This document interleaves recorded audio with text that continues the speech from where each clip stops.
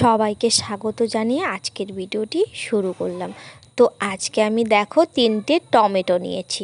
তো এই টমেটো দিয়ে কি বানাই তোমরা ভিডিওটা স্কিপ না করে দেখতে থাকো। দেখো, তারপরে টমেটোগুলোকে আমি পুড়ে নিয়েছি। আমি পুড়িয়েছি উনুনে, তোমরা যদি চাও গ্যাসেও পোড়াতে পারবে।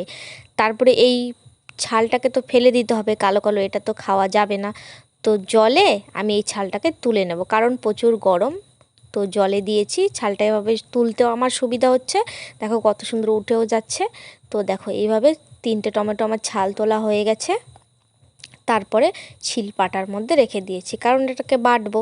আর একটুখানি আদার টুকরো নিয়েছি, তোমরা যদি চাও নিতে পারো, না চাইলে নাও নিতে পারো। তারপরে আমি 3টে লঙ্কা নিয়েছি, মানে যে যেরকম ঝাল খাও, তোমরা বেশি ঝাল খেলে একটু বেশি লঙ্কা দিবে। তারপর এখানে লবণ দিয়ে এটাকে বাটবো।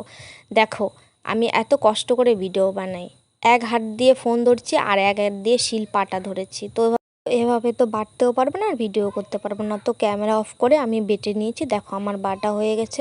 সবার জন্য এত কষ্ট করে নতুন নতুন রেসিপি বানিয়ে ভিডিও করি, সবাই একটু আমাকে সাপোর্ট করো, পাশে থেকো সবাই।